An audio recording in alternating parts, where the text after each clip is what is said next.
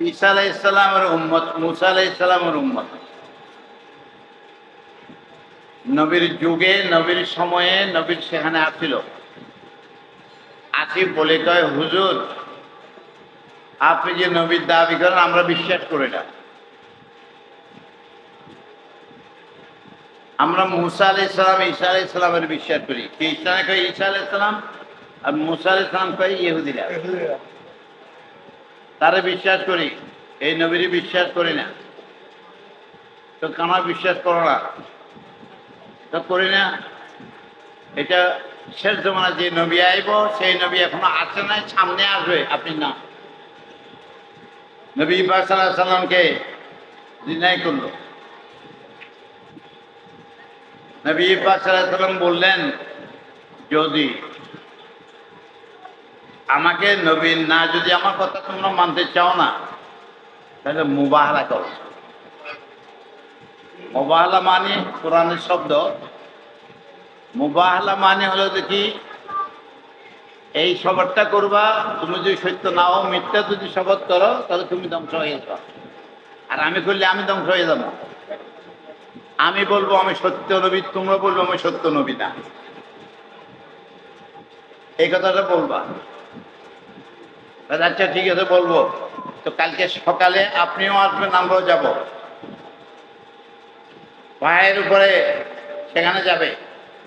তো রাসূল পাক সাল্লাল্লাহু আলাইহি ওয়াসাল্লাম কাকে কাকে নিলেন? হযরত আলী। কাকে? হযরত মা ফাতেমাকে, হযরত হাসান হোসেন রাদিয়াল্লাহু তাআলা আনহুমাকে, আরেকজন নবী। হ্যাঁ, সকালে বাইরে এসে এরা উপরে থেকে, পায়ের উপর থেকে তাকাচ্ছে যে মুহাম্মদ তো আসছে, এখন আমরা তো যাবার কথা। তো আল্লাহর কসম, আমরা জানি এটা সত্য নবী। আর আজকে যদি আমরা এখানে যাই, তাহলে আমাদের চিহ্ন থাকতো না, ধ্বংস হয়ে যেত। আর বাইরে হয় নাই, তারা লাভে নাই। রাসূল পাক সাল্লাল্লাহু আলাইহি ওয়াসাল্লাম গেছেন, রাসূল পাক সাল্লাল্লাহু আলাইহি ওয়াসাল্লাম চলে আসছেন। রাসূল বললেন, আল্লাহর কসম, যদি আজকে ইহুদি খ্রিস্টানরা যদি আসতো, আমার সঙ্গে মুবাহালা করতো, তা কিয়ামত পর্যন্ত তাদের নিশ্চিহ্ন হয়ে যাবে, তাদের কোনো চিহ্ন থাকবে না। হ্যাঁ, তারা জানে সত্য নবী। নবী কয়, কাজে শোনো, সোজাসুজি আইও শান্তির পথে। কোন শান্তির পথ? কোরআন পাকের মধ্যে যে আছে, কোরআন পাকের মধ্যে আছে শিরিক। হ্যাঁ, ইয়া আহলাল কিতাব তাআলাউ ইলা কালিমাতিন সাওয়াইন বাইনানা ওয়া বাইনাকুম আল্লা না'বুদা ইল্লাল্লাহ ওয়া লা নুশরিকা বিহি শাইয়্যা ওয়া লা ইয়াত্তাখিযা বা'দুনা বা'দান আরবাবাম মিন দুনিল্লাহ ফাইন তাওয়াল্লাউ ফাকুলু আশহাদু বিআন্না মুসলিমুন।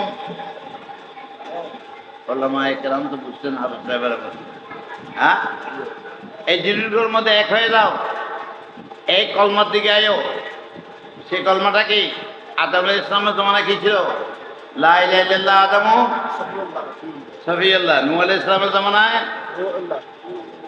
লা ইলাহা ইল্লাল্লাহ নূহ নবিয়ুল্লাহ, ঈসা রূহুল্লাহ। হ্যাঁ, আর আমার নবীর জমানা আছে মুহাম্মদুর রাসূল। কথাটা বুঝতে পারছেন? হ্যাঁ, তাহলে এটা আগের থেকে হয়ে আছে। এখানে ডিভাইড নাই, পার্থক্য নাই, ধনী গরিব নাই, এখানে মুসলমান নাই, বংশ নাই, বিদ্যা নাই। এই কলমাটা পড়লে সব এক আল্লাহর বান্দা হয়ে যায়। পরস্পরে কোনো ধাক্কাধাক্কি নাই, কারো কারো হিংসা বিদ্বেষ নাই। এটা এই এমন একটা কলমা। এটার মধ্যে আসো, এটার মধ্যে কি আছে? এই কলমাটার মধ্যে আছে আল্লাহ এবং আল্লাহ রাসূল। আর এর মধ্যে কি আছে?